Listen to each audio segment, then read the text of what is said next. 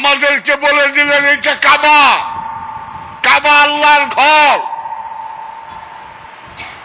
আজকে সব মসজিদ কাবাকে কেন্দ্র করেই তৈরি করা হয়।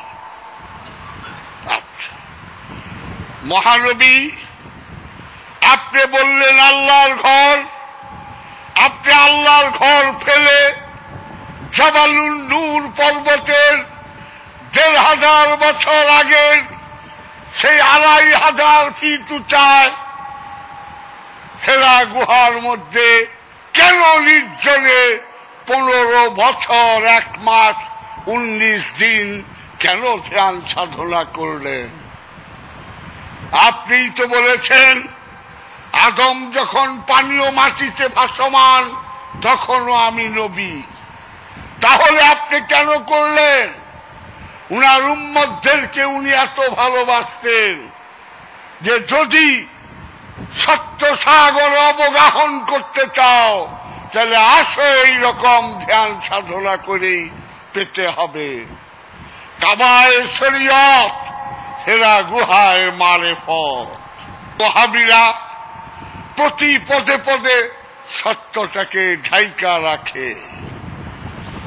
আমরা বুঝি নমাজ এক প্রকারই, আমাদের এক প্রকারই শিখায়, অথচ মহানবীর সেই মহামূল্যবান হাদিসটি ওয়াহাবীদের গলায় শুনি না।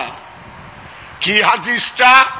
কালা কালা ইয়া রাসূলুল্লাহ সাল্লাল্লাহু আলাইহি ওয়াসাল্লাম আসসালাতুদ দাওয়ামি আফজালুম মিনাল সালাতিল ওয়াক্তি।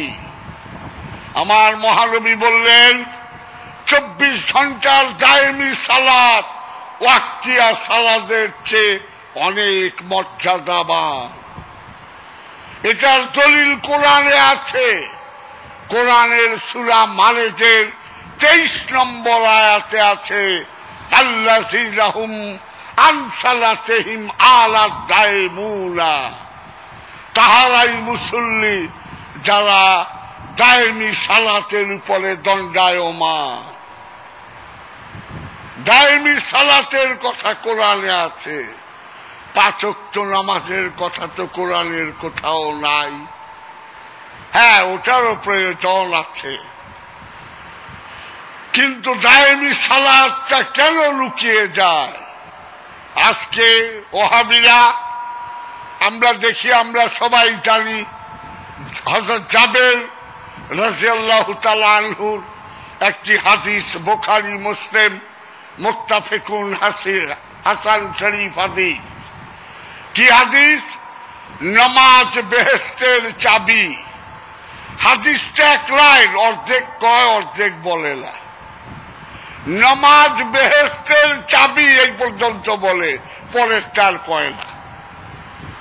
নামাজ বেহেশতের চাবি এবং নমাজের চাবি তাহারা, মানে পবিত্রতা। পবিত্র নামাজ বেহেশতের চাবি। আর মৌলবীরে কয় অজু গোসল করে রাখেন, তাই তো পবিত্র। আমি যে আল্লাহ মানে না, তাহলে যে পানি ৭ বার ডুবাইও ই করি, ওর মনের পবিত্র কেমনে করুম মৌলবী সাহেব? উপরে দিয়া তো সাবান বৈশা নালে পরিষ্কার করলাম, ভিতর পরিষ্কার করব কেমনে? এই ভিতরের পঙ্কিলতার মুক্ত করে পবিত্র হলেই ওটাই হয় নামাজ। তাই বলছে নামাজ বেহেশতের চাবি এবং নামাজের চাবি তাহারাত, পবিত্রতা, এটা বলা হয় না।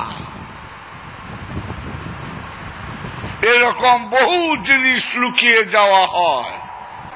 তাই এক দার্শনিক বলেছিলেন, faith is meaningless without any actual practice.